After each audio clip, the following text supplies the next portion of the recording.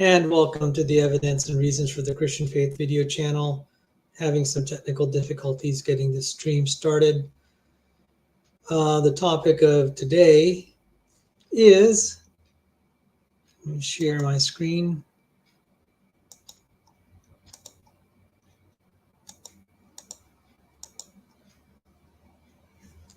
The case of Steve Lawson, pastor there on the left, age 73, married, who was caught having an affair with a woman in her 20s. On the right, that's just a computer-generated image. We don't know the name of the woman, her identity, much less any photographs of her, so I just grabbed a random picture. What relevance does this have to anything? I've not had a good relationship with pastors throughout the years that I've been in Christianity. In fact, I'd say my experience with the clergy has caused me to nearly leave the Christian faith. And so why have I persisted in the faith? That's a good question. Greetings, Brother Kaufman. God bless you. I would say what kept me in the faith was the study of science, archaeology, Christian testimony. It's the people outside of the clergy that have kept me in the faith. Throughout my decades of being in the church, I could say almost quite emphatically that most of the sermons I listened to were totally forgettable. I know that's kind of a harsh assessment. As I have looked on the landscape of Christianity, and we see the youth leaving the church, it has convinced me that the current, by and large, certainly not all, but a very large fraction of the way business is done with pastors that are not in it with sincerity. They're in it for the prestige, power, money, and popularity. And it's not surprising that I'm seeing in this skeptical 21st century age that people are leaving the church. The pastors are failing to inspire reasons to actually believe. In contrast, it is the scientists, engineers, Navy SEALs, special forces that are being appointed to revive Christianity in the world, and then just ordinary people, God working in their lives. It's definitely not, by and large, the clergy, and that has only been reinforced the more that I have dealt with the leadership of various churches and seen what's going on, the corruption and scandals. And so it doesn't surprise me that very large numbers of people declare themselves Christians, but they don't attend organized churches, and I don't blame them. I'm not saying to leave the church. It is important to fellowship with others, but the institutions have gotten very poisoned. And on some level, I'm grateful that people will just join Bible studies and pray together. To me, that counts as fellowship and as a church. And it says in the book of Romans, I'm confident, the Apostle Paul says to other Christians, I'm confident you can teach one another. You can teach one another. So there are situations where you have pastors that teach the congregation, then you have congregations where the members teach one another. In the era that we have Bibles and widespread literacy, people can read for themselves what's in the Bible. And sometimes I think the ordinary person has a better grasp of Christian truths than what's coming out of the pulpit. Now, I've not been on air very much because I'm extraordinarily busy. I'm trying to develop a small real estate rental business to finance my entry into a PhD program in biomolecular engineering. I have 5 degrees, 5 science degrees. I'm working on a 6th and 7th degree. I've entered kind of semi-retirement, and I need money to get through school. It is going to be a labor of love. I feel that I have been called to declare the works of God by using science knowledge. I've met many people coming to the faith not because of pastors and preachers, simply because they're studying the scientific evidence of design in the universe. We have to study hard to find God because, as it says in the Bible, in the book of Isaiah, God truly hides himself. He is a God that truly hides himself, and therefore you must seek him. One of the ways we can find God is by studying his works. It says in Romans, his invisible attributes, his divine nature are clearly seen in the things that are made. And so on this channel, we emphasize science, probably not enough archaeology, and then Christian testimony. I am building a website, God willing, that will provide links to what I think are the best sources, best testimonies, best archaeology, best science. For copyright reasons, I can't display all of what I want to on YouTube, but you can through websites using pass-through technology. It's I can do that on a website, and I can, I have a team of curators that have found the best stuff to inspire Christian faith. It's certainly not coming from the pulpits that are mostly personality cults. And in the last round, of scandals, we're seeing that a lot of churches try to build themselves around personality cults, and that's not very helpful. It should be centered. Jesus said, if you do not believe in me, do not believe in Jesus, in his words, study the works. So the foundation of faith, according to Jesus, one of the foundations is studying the works of God. That includes creation, and studying creation means also seeing that mindless processes are not the solution. Mindless processes for creating the world are not the answer. It looks like to me that the world, life, the universe is created through a miraculous process. And, trying to build churches, around guys that just give pep talks every Sunday morning without providing evidence, that's just not going to cut it in a skeptical 21st century world. Nonetheless, we do have, people still follow charismatic leaders. They are seduced by images and theater. Look at the following that Hollywood has, and this is all fiction. Recently, I was watching a video of Crefo Dollar, a famous pastor, asking for $65 million to buy a private jet, and people were donating. People were donating to that cause. So, people are free to do with their money what they want. But people willing to delude themselves. That's just something you can't stop. But to that end, I'm really grateful then for the skeptical mindset that says, hey, what is that guy up there in the pulpit doing for you that you're giving him so much money? And on myself, on October 20th, which is 9 days away, I will be in a major documentary that has been in the works for a year. It's been filmed and edited over the last 9 months. That's just incredible. A lot of resources have been invested in developing that documentary.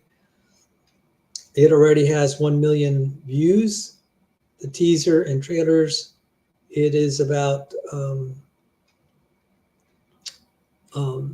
story of McLean Bible Church. The story is not completely,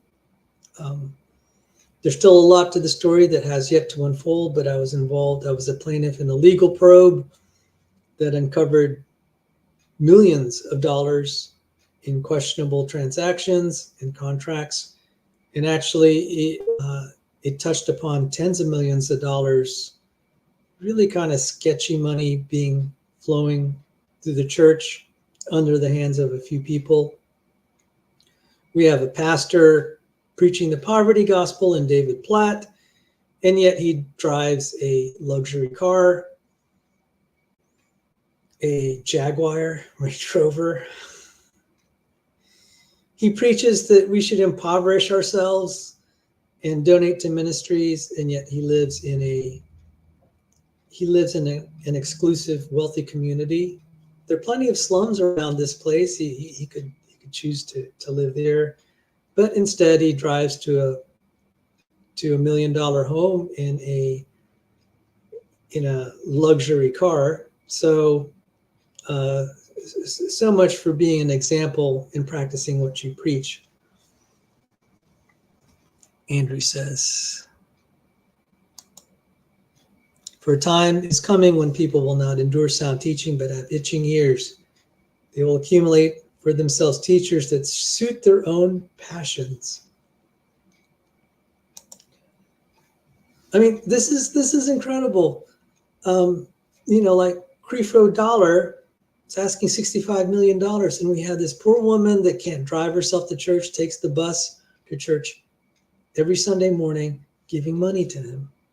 The power of charisma and just suspending your critical faculties, it's just amazing. So, I mean, history repeats itself. In the time of Moses, there are great miracles of God, and then people just built idols and built up their own religion. It just doesn't make sense, and I've come to accept that that's just the way things happen. That is human nature. So, what's the topic? Going back to the topic of today, I talked a lot about, oh my goodness, Janet Duttridge is here. I only have a minute, but saw you live and had to thank you for the encouragement you've been in times when so few are walking as he walked. Love and prayers and hugs. Love and prayers to you too, Janet. I think I already mentioned it. I got a substantial donation this last week for my channel, and I was able to take a week off work because of that donation, and I could do stuff like this. I do hope I can do more shows on this channel, but I have just been incredibly swamped. I have 2 radio interviews on Denver KLTT. I became a popular person there. I had a debate recently, and again, this documentary is coming up. It's already in the local news channels, and this is on the heels of a New York Times bestseller by Megan Basham. Shepherds for Sale talks about corruption in evangelical church, and there is a lot of corruption, billions of dollars flowing. Church leaders just lining their pockets to, they get paid off to say things that aren't really gospel truth. It's sad, and the congregations are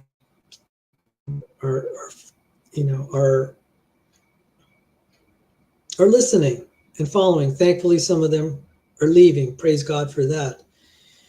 And so, my relationship with what's happened in the church. I nearly left the Christian faith. I think I already said that. And the pastors had a lot to do with it. It was ordinary people. It was a study of science, and ironically, even the atheists that brought me back. I didn't have a full prodigal son experience, but got a taste of it. What would life be like being an atheist? One atheist to me confided, he said, it sucks being an atheist. I'd like to believe there's eternal life, because after you die and that's it, that's kind of sad. And I'm just like, yeah, I get it. I really like the guy. I said, you comprehend the value he comprehended the value of Christianity more than most Christians. He boiled it down to that. And so that being said, I do hope, I am praying that I can have more time to declare God's works through this channel and through my website. The website should be a more effective way to organize content, not just my content, but the best content that's out there. I have a curating team, and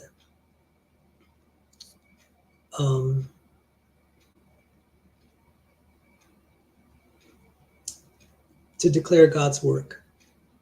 I feel that that has been my calling. It's not exactly the life that I had wanted. I wanted to be a hedge fund manager and live happily ever after in this world. But it says in the book of Ephesians, the days are evil. And that's really a sobering thought. The days are evil. I mean, I'd like to read the Bible and it says, you're going to live happily ever after. Just do this. Everything will be fine. And it doesn't teach that. And it's been one of the most painful things I've had to accept, that the days are evil. And Jesus said, in this world, we'll have trouble. I would have much preferred to hear, in this world, if you do this, if you give 10% of your money to the church, all these good things will happen to you. The Bible does not teach that. In the Old Testament, there was provision. If you followed God, yes, there would be abundant material blessings. In the New Testament, remember, this is a new covenant. And Jesus instituted it, and he's saying, okay, that's gone now. It's been superseded. You must now bear your cross each day. And the rewards are in the next life. So the old covenant's gone, the new covenant, the New Testament era, this is the way it is. And so a lot of pastors greedy for money have been trying to bring us back into the old covenant and try to sneak it in and say, you give that money, you'll be blessed. And it's like, in this life, Jesus has superseded all that. He said the blessing will be in the next life, where this momentary light affliction is building for us an eternal weight of glory far beyond all comparison. That is what's taught in the New Testament. There'll be much suffering, but we have the hope that neither death nor life, nor things present nor things to come, nor height nor depth, nor anything in all creation will separate us from the love of God in Christ Jesus. Now, I've just been sick of, I've had this suspicion that these pastors, so many of them that present themselves as holy men, are just corrupt. And it was very sobering. It started with a televangelist like Jim Baker getting thrown in jail, Jimmy Swaggart being caught with prostitutes twice. Right after, he'd go preach an evangelistic sermon, and then he'd go out in the hotel with, cheating on his wife. And people will still, even knowing that, will follow after these guys. Why? I think the reason is the alternative is sometimes too horrible to think, that maybe someone you believed in is a rotten apple. People just want to believe they have found the answer. It's just human nature. And if someone just kind of looks the part, you want to believe they're the real thing, even though it's a total charade. And these guys are very skilled at this. They pose as angels of light, and it's shocking how good they are at their craft. Good example is Ravi Zacharias. Great material. If I didn't know that he was abusing all these women, using ministry funds to start massage parlors, and then having stuff go on, I'd probably still be promoting his material. But he has disgraced the faith, and there are all these wolves. On this channel, we featured Cindy Lincoln, and she was married to Kent Hovind. Hovind has had a collection of very shady characters. After he was imprisoned, he seemed to have gone really even more rotten than he already was.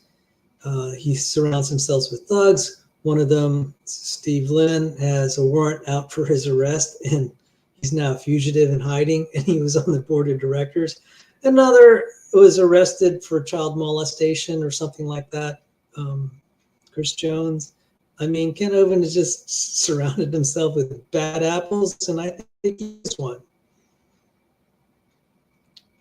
And it's like, well, you know, I don't want to present myself as some paragon of virtue, because I certainly am not.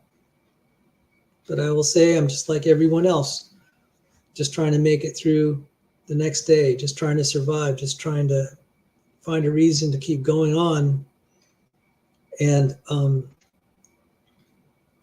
just trying to find hope. And that's about it. I'm not going to try to represent myself as someone clean and you know, like I have some connection to God better than anyone else.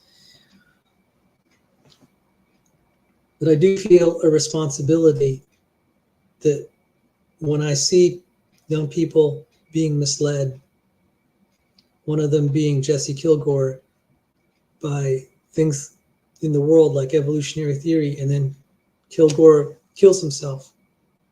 Or in the case of, like in my last debate, Carissa, professor of biology now, many years ago, she lost the person she wanted to spend the rest of her life with, her boyfriend, to a drug overdose. And as she was cleaning up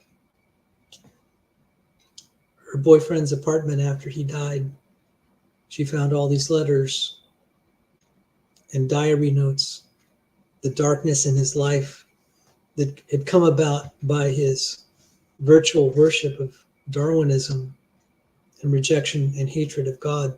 A God he claimed not to believe in, but there was such intense hatred. That led her journey to become a creationist and then eventually a professor of biology. By the way, we are scheduled to talk tonight, have a live show, me and Carissa.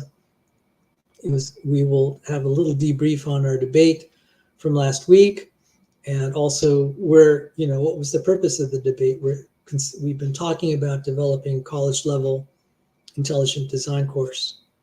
So I'm going to be very different in the sense, it kind of sickens me when pastors are just fawning over each other and then they cover up all the scandals. As someone who sat in the pews, so to speak, and seated in Sunday, I've just gotten sick of it. I've gotten sick of this Pharisaic culture that just kind of pats each other on the back and covers up all the wrong, and they don't really feed the flock, and that's why a lot of them are leaving. The people that have brought me and kept me in the faith have been people from all walks of life, especially not the clergy. When you meet other Christians, and I'll say, why are you in church? I'd expect someone like you to be able to do, you know, you have other things you could do on Sunday morning. Why are you here? And one of them told me, he said, well, you know, I was nearly bankrupt, and, you know, I was divorced, a lot of things going wrong, and had cancer. God healed all of that. And I said, you know what? I believe you because of the way you're living your life now. I believe that God healed you miraculously of cancer. I believe that he healed your marriage. I believe he healed your finances because you're acting like someone who is touched by the hand of God. And these are the people that, so God bless you, Janet. The Lord bless you. So that was an intro. I'm going to rail on Steve Lawson. I'll have a little bit of compassion to the problem of, you know, guys struggling with being attracted to someone outside of your wife. So let me, okay, again, that is not that the picture of the woman there is not the woman in question. We really don't know who she is. That's just a computer generated image, but that is Steve Lawson there. So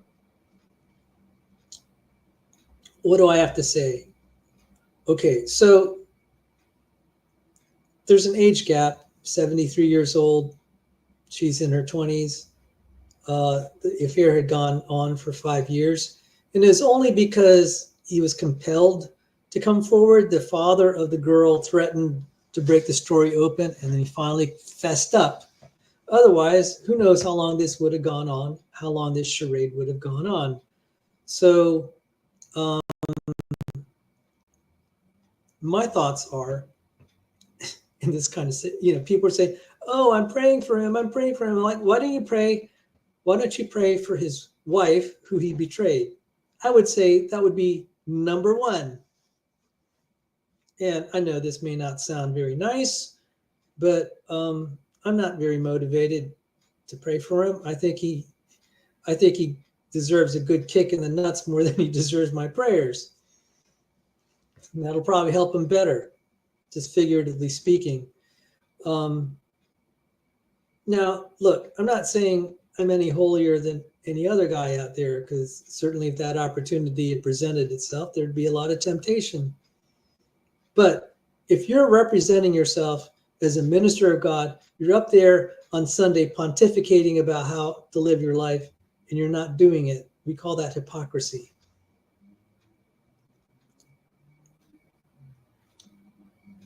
And that bothers me. I mean, it's like if you're going to cheat on your wife that way,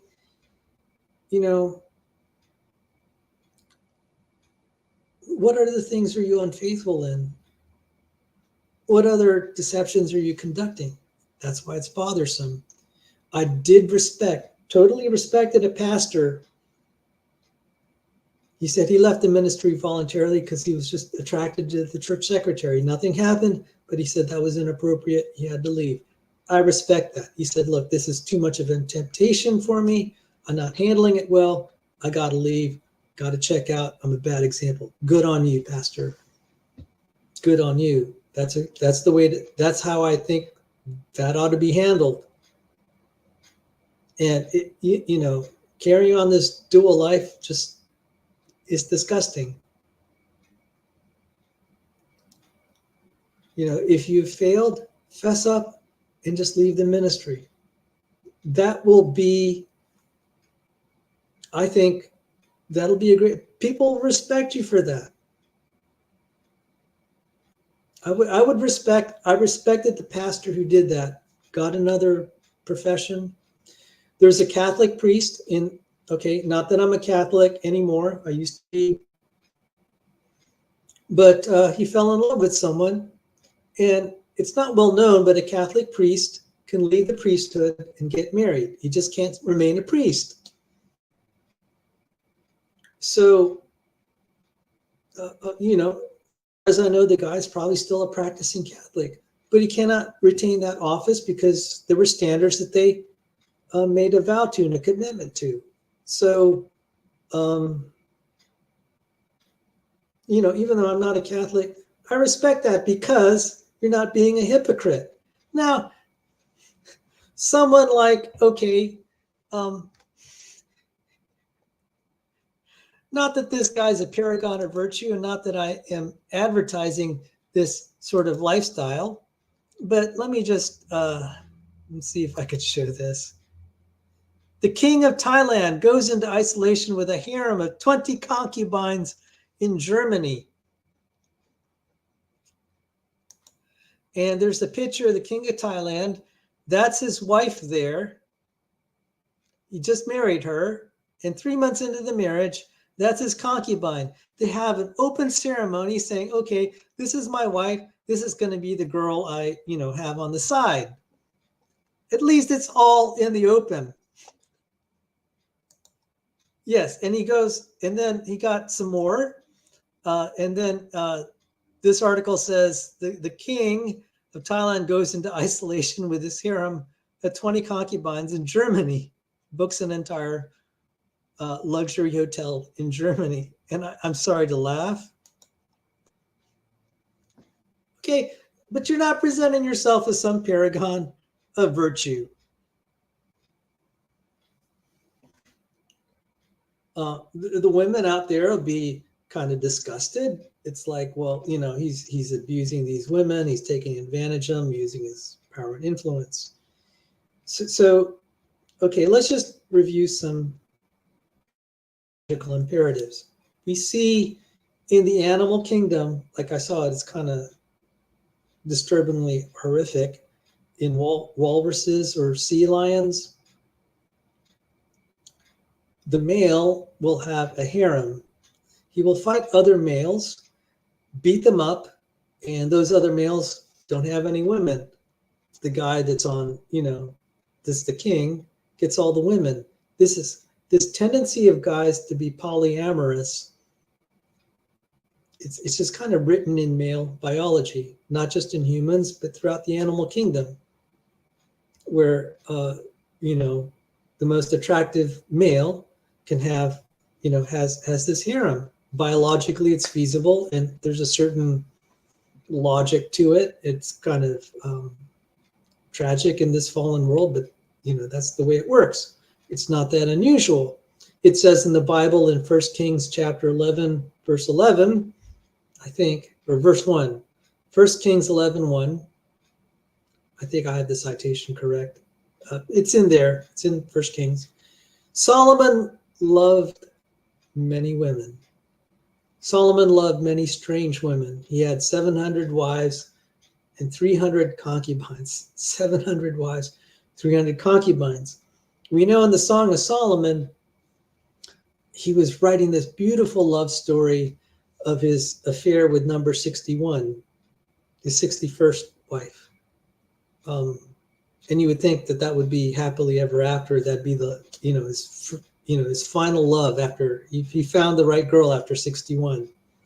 The reason we know it's 61 is in the Song of Solomon, it says there are 60 queens and many concubines or something like that. 60 queens meaning he's married.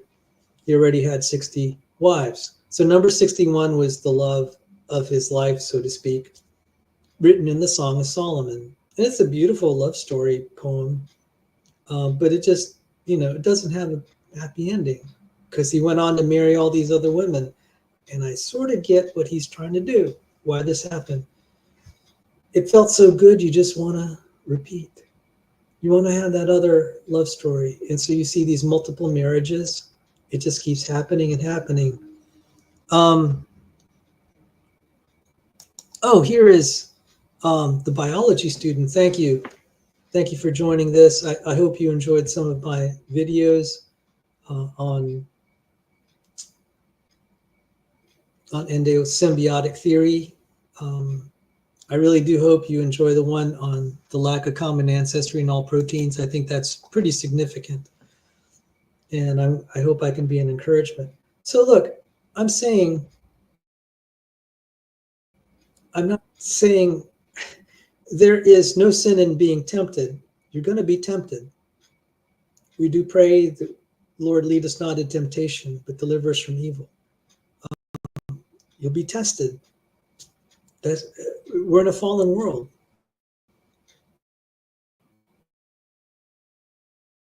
So, I mean, there are all sorts of things we crave that are not right because we have been poisoned by the fallenness of the world. So, you know, attraction between a man and a woman is natural. But in a world that's fallen, you can suddenly be attracted to someone you shouldn't be. And, you know, that's happened. I've confessed on this channel 30 years ago. Oh my goodness. It's already maybe 35 years ago, and I'm free to talk about it. I fell in love with a married woman. We never did anything that she and I would regret. I mean, we never dated or any. I mean, she did visit my house a couple times, and she was a pianist and a chemical engineer. She was beautiful. Okay, you get the picture. But she was married. She was separated from her husband at the time, and I was just tremendously attracted to her. I mean, it happened.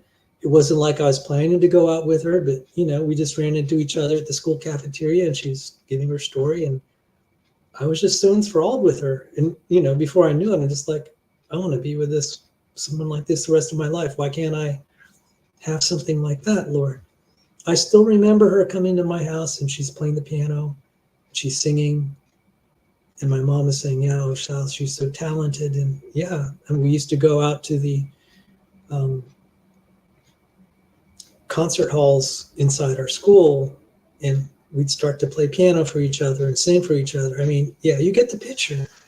And we didn't do anything we'd regret, but I was just, I just like, I'm not, what's happening here? So I'm not faulting someone for having very intense attraction, but when you're a pastor, you're held to different standards. That's the issue I have. It's the hypocrisy. I would have had a lot more respect for him if he said, "Hey, over the last couple of years, I had an inappropriate relationship. I got to leave." But instead, he gets called out by the father or the dad. I have a problem with that. Now, that being said, there is a saying that if you're a guy and you have no problem with temptation, attraction to people you shouldn't have, then you are stronger than Samson, you're more spiritual than King David, and you're wiser than Solomon. Okay, so it's going to happen. You're stronger than Samson, you're more spiritual than King David, and you're wiser than King Solomon. All three had problems with women.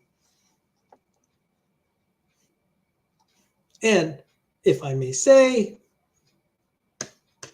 that goes all the way back to Adam and Eve. Adam shouldn't have listened to that woman and taken that apple. She led you down the wrong path. So, as an aside, why is it there are May to December meaning younger woman, December meaning older man? I think it's a very simple biological reason. It's childbearing and childbearing age and fathering age. Older men are attracted to women that have features that indicate they are childbearing. That's just the way it is. That's why, think about it if it were the reverse, where men are just deeply attracted to women that are outside of childbearing age. Humanity would end, or it would certainly stop increasing. That's a biological imperative. Conversely, because men are able to father children very late, I think I saw the figure as late as 90 years old. Even though they're physically not as attractive in their older age, they're still attractive enough that a younger woman might be interested. In fact, I've seen this. Women have kind of said, well, they'll see some man that's not looking so good, but he's rich, and they'll say, I'd marry that guy. It's the attractiveness of power. If you think about it, it's when they say it's, they're in it for the money. It's it's more subtle than that. He's a man that has proven himself. He's capable of providing for the woman and her children. God wired it in the woman to be attracted to that because she will be well taken care of if he's a good guy. So, and in the book of Ruth, it says when Boaz and Ruth decided to get married, he said, he said to her, your kindness to me, for you've not gone after young men, poor or rich. You have not gone after young men, poor or rich. that's an indication he was of the age of Ruth's father. He is of the older generation, but you have not gone after young men, poor or rich. It's not a sin for that to happen. I mean, it might gross some people out, but it's not a sin. It might be something people will comment on and laugh about. I mean, no one thinks, I mean, it's an immoral relationship, but Bill Belichick is not married. He's like in his 70s, and he's going out with a girl in her mid-20s. He was a cheerleader. He was a famous football coach, and the girl was a cheerleader for the New England Patriots, I believe. And, you know, people are just kind of snickering a little bit, but they're consenting adults. I mean, the decent thing is they should be married, but, you know, inherently there's not anything sinful about the relationship of older to younger. I mean, it might gross some people out, but hey, you know, it's not a sin. So I'm just pointing out there's a dynamic there where, you know, some people might cringe and frown upon it, but it's not a sin in and of itself. So Petraeus here, and this is almost a total aside. He famous, powerful general. And again, that was very attractive. And unfortunately, he succumbed. And on the right is his younger mistress, Paula Broadwell. On the left is his wife, same age as him, age 67, Holly Petraeus. And okay, this has not a lot to do with anything, but it said academics use Petraeus to show that men forgive affairs if the mistress is more attractive than the wife. So they took this photograph and just went to a bunch of guys and women and said, okay, how do you feel about Petraeus? You know, I mean, are you empathetic, or do you think he's just a lowlife? Amazingly, I mean, well, maybe not so amazingly, the women were outraged. The men were very sympathetic. The men were like, hey, yeah, that was wrong, but dude, that's Paula Broadwell. It's like, you know, that's telling me the guys felt the same thing. It's like, man, that's really hard. When a girl that pretty, you're an old man, and she's coming after you, throwing herself at you, it's just hard to turn down. And on some level, they just kind of felt sorry for him. And I can understand that. I'm not condemning that a man would want something like that. What I am condemning is, if you are a pastor and you need to set an example, you have a cross to bear. You have a cross to bear. You signed up for this. The times it's going to be really tough. And there's stuff that you would really want to have, but you're going to have to set it aside voluntarily. And if you're up there on Sunday morning telling people to bear their cross and you're not bearing your own, and that's an example, then it's like, well, you need to leave the ministry. The decent thing is to leave the ministry and say, I can't cut it. You'd be respected for that. Because a lot of people know what it's like to say, hey, I can't continue. You know, I've tried and I'm having a hard time. I'm struggling. I'm unworthy to be your leader. You'll be respected for that.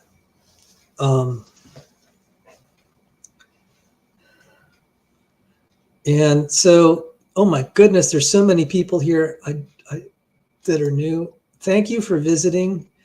Yes, Lawson crossed the line. Blue Wave, hey, nice to see you.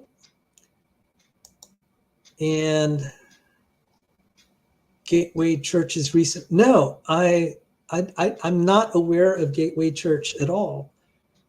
Let's see, Gateway Church. Let me just Google that. Gateway Church.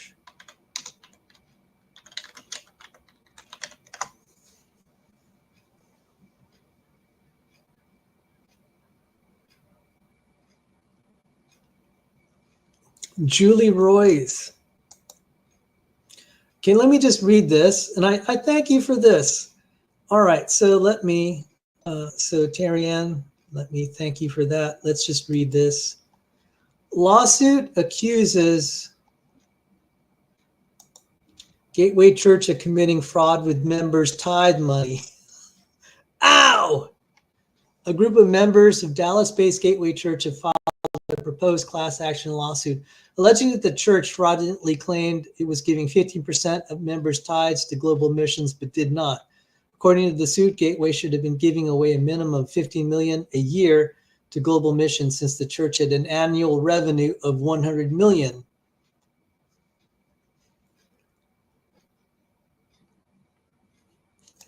$100 million. I mean, man, they're rich churches. And thank you for telling me that. I did not know that. However, the suit claims Gateway hired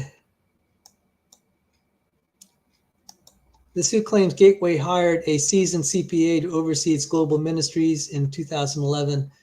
And during the tenure, which ended in 2014, he never observed the Global Ministries Fund give away more than $3 million in any year, the suit states. Wow.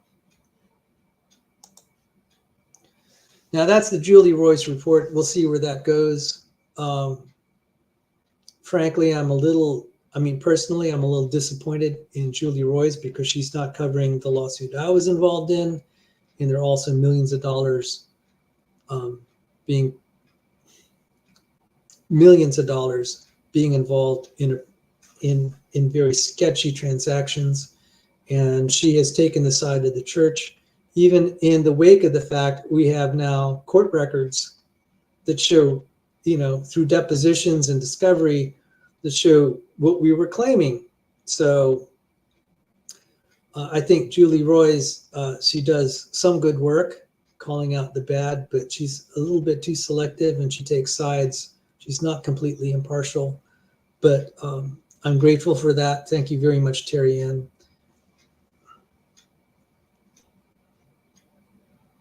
And Anthony's here. Thank you. So with that, I think I'm going to just wrap it up. I have to get going. Let me see if the sun has risen. One moment.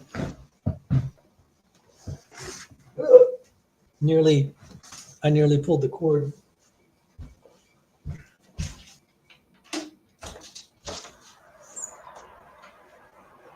Oh, it's a chilly October morning. So why don't let me now try to just wrap all this up. And I'm going to let me look for some closing credits. Yes. This is in tribute to Janet Duttridge. And maybe God willing, I'll see you all tonight. I'm going to be on with Carissa, professor of biology, who is my tag team partner in the debate criticizing evolution. So take care and God richly bless you.